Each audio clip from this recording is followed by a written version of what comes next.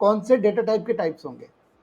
जो लिस्ट में जो नाम होंगे, जैसे नेम्स है, ये एरे लिस्ट है क्योंकि एरे बन रही है ना, तो उसके एलिमेंट कौन से तरह के एलिमेंट हो गए। जैसे स्ट्रिंग एरे होती है, इस तरह का स्ट्रिंग लिस्ट बन गई आपकी एक। उसमें मैंने 3 स्ट्रिंग ऐड करी, ABC, PQR और XYZ, और उनको फॉर ईच लूप या एनहांस्ड फॉर लूप का इस्तेमाल करके मैं स्ट्रिंग नेम्स में एक्सेस करता जा रहा हूँ और यहाँ पर दर्शाता जा रहा हूँ। ऑलराइट, ये आपको अच्छे समझ में आएगा। तो एरे लिस्ट जो होती है वो मेंटेन करती है इंसर्शन के ऑर्डर को, किस ऑर्डर में इंसर्ट किया जा रहा है, और डुप्लीकेट भी अलाउ करता है। लेकिन अगर मैं कलेक्शन की यूटिलिटीज की बात करूं, कलेक्शन क्लास की बात करूं, तो उसमें आपके कई तरह के स्टैटिक यूटिलिटी मेथड्स आते हैं। कौन कौन से आते हैं? सॉर्ट, रिवर्स, शफल, मैक्स, ये सब क्या लेते हैं? लिस्ट एज अ पैरामीटर लेते हैं, और एक किसका पार्ट है? कलेक्शंस क्लास का पार्ट है। ठीक है, sorting, searching, reversing, finding maximum minimum and जो भी है, इवन आप बाइनरी सर्च भी कर सकते हैं इसके अंदर। डॉट बाइनरी सर्च, बाइनरी में बी स्मॉल और सर्च में एस कैपिटल।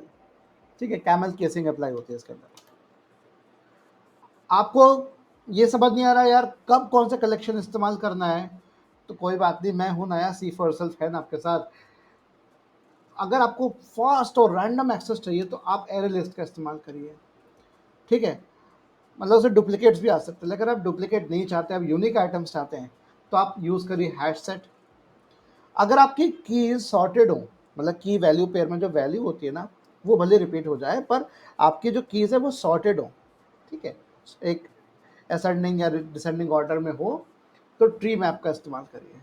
अगर आपको फीफो इम्प्लीमेंट करना है तो करिए क्यू।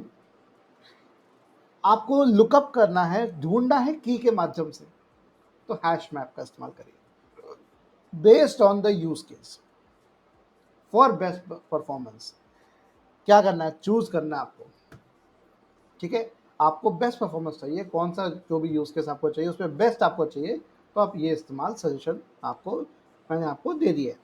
ऑलराइट, इसी के साथ आगे बढ़ते हैं कलेक्शन के इंटरफेसेस और जो कोर कलेक्शन है। अगेन मैं